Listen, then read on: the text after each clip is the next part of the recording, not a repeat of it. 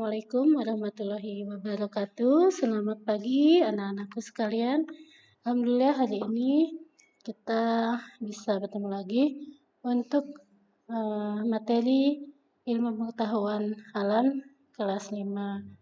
Baik anak-anak, kita lihat dulu ya. Yang akan kita pelajari hari ini yaitu mengenai pencernaan manusia dan fungsinya.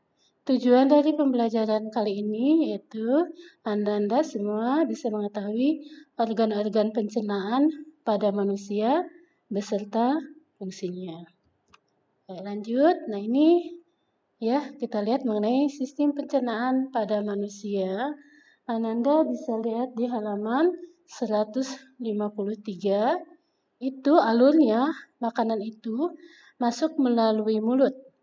Kemudian ke kerongkongan, setelah itu masuk ke lambung, dilanjutkan ke usus halus, kemudian ke usus besar, dan akhirnya nanti sisanya itu akan dibuang melalui anus. Jadi itu alurnya ya, mulut, kerongkongan, lambung, usus halus, usus besar, dan anus. Lanjut. Nah kita akan lihat kembali ini mengenai fungsi organ pencernaan pada manusia. Yang pertama mulut. Untuk apa? Di sini dengan bantuan gigi, mulut itu fungsinya untuk menghancurkan makanan sehingga dapat ditelan ke dalam tubuh. Nah, prosesnya karena dengan bantuan gigi disebutnya proses secara mekanik, ya. Kemudian yang nomor 2, setelah dari mulut ke kerongkongan. Nah, di sini di kerongkongan itu fungsinya mendorong makanan dari mulut ke lambung. Berarti sama prosesnya secara mekanik. Nah, dari kerongkongan kemudian tadi masuk ke lambung. Nah, di lambung ini fungsinya tempat terjadinya proses pencernaan secara kimiawi. Karena di sini kenapa kimiawi? Karena dalam prosesnya penghancuran makanan itu dibantu dengan enzim pencernaan.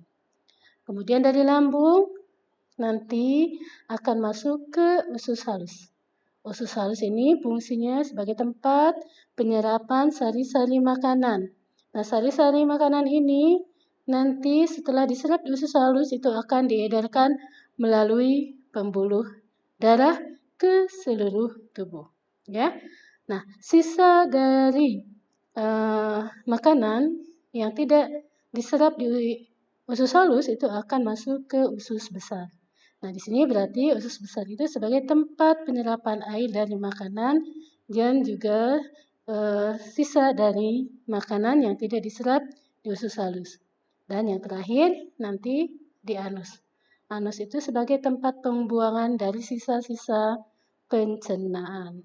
Itu ya. Biasanya yang disebut dengan tinja. Tuh. Kita lanjut. Nah, sekarang kepada gangguan pencernaan pada manusia, Ananda bisa dilihat di halaman 172 sampai 173. Yang pertama yang dimaksud dengan sariawan. Kita lihat ini gambarnya ya. Itu merupakan infeksi pada lapisan mulut yang disebabkan oleh jamur, ya. Sariawan ini biasanya kalian lihat ditandai dengan bibir, yaitu seperti luka, ya biasanya warnanya putih dan ini terasa sangat perih seperti itu.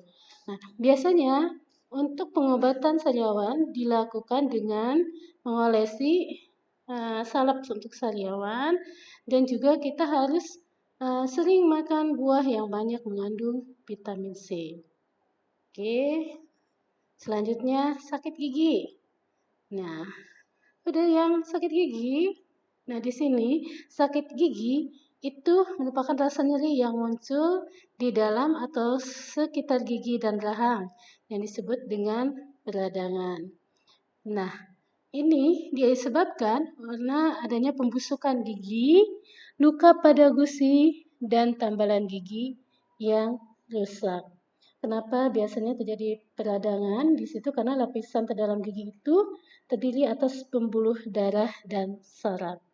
Cara mengatasinya tentunya selain ke dokter ya, kita itu harus menggosok gigi secara teratur ya, pagi, kemudian sebelum tidur juga kita harus menggosok gigi. Nah, lanjut, kemudian penyakit ini sakit mah. Sakit mah ini terjadi di lambung. Itu terasa nyeri dan perih yang berasal dari lambung yang biasanya disebabkan kenapa? Karena adanya luka di lapisan lambung, kemudian infeksi bakteri atau gangguan efek sampingan dari penggunaan obat-obatan. Itu ya. Biasanya yang makannya tidak teratur itu juga bisa menyebabkan penyakit mah. Nah, tentu saja cara mengatasinya kita harus segera ke dokter dan juga pola makan yang harus kita lakukan itu secara teratur. Dibiasakan sarapan pagi sebelum kita beraktivitas. Ya, mau belajar atau apapun itu harus tetap kita pola makan itu sangat berpengaruh terhadap kondisi lambung. Ya, kalau ini yang gambar sini itu merupakan salah satu bakteri ya, infeksi karena bakteri di lambung. Selanjutnya sembelit atau konstipasi. Itu ya. Jadi ini kondisi ketika kita sulit buang air besar yang disebabkan karena kurangnya minum dan kurangnya mengkonsumsi makanan yang berserat. Itu ya. Bagaimana cara mengatasi sembelit ini?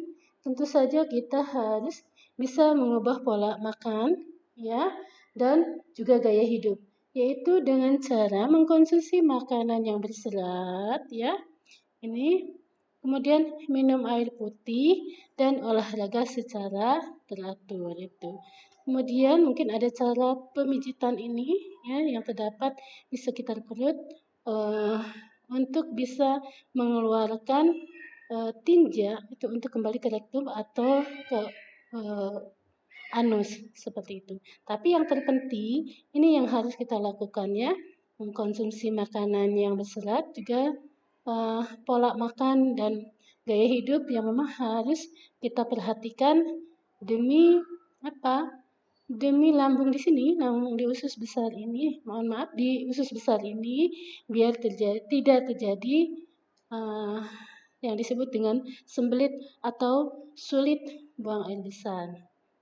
Baik, anak-anak yang kelima. Nih, gangguan pada sistem pencernaan yang sering terjadi pada anak-anak yang disebut dengan diare. Diare ini merupakan buang air yang encer dan lebih sering dari biasanya. Biasanya itu disebabkan karena apa? Karena konsumsi makanan atau minuman yang terkontaminasi bakteri, virus atau parasit. Ya, misalnya kejajan sembarangan, makan sebelum cuci tangan itu bisa menyebabkan diare. Bagaimana cara mengatasinya? Tentu saja harus cepatnya ke dokter, kemudian banyak minum ya supaya tidak dehidrasi dan juga pemberian oralit. Selanjutnya, yang keenam, gangguan pencernaan disebut dengan usus buntu atau appendicitis namanya. Kalau usus buntu sendiri biasanya namanya appendix. Ini merupakan pembengkakan atau peradangan usus buntu, ini usus buntu yang disebabkan oleh tersumbatnya pangkal usus buntu oleh kotoran atau sisa makanan. Seperti itu ya. Ini kalau kita raba atau gejalanya itu di sebelah kanan perut. Itu ya. Makanya ini kita juga harus hati-hati. Itu cara mengatasinya yaitu dengan operasi pengangkatan usus buntu itu sendiri. Ya, tuh. Baik. Nah, nanti dilanjutkan ke penyebab gangguan pada pencernaan. Apa saja? Ya, yang pertama, kurangnya asupan makanan yang berserat. Ini ya. Pola makan yang tidak teratur. Itu kadang makan, kadang enggak. Itu bisa menyebabkan juga gangguan pada organ pencernaan. Kemudian kita juga ini kadang mengkonsumsi makanan dan minuman yang tidak bersih. Tuh, bisa menyebabkan gangguan. Dan satu lagi penyebabnya itu mengkonsumsi makanan yang telah basi. Seperti itu ya. Yang telah basi sudah dari aromanya sudah tercium, itu terlihatnya masam seperti itu ya.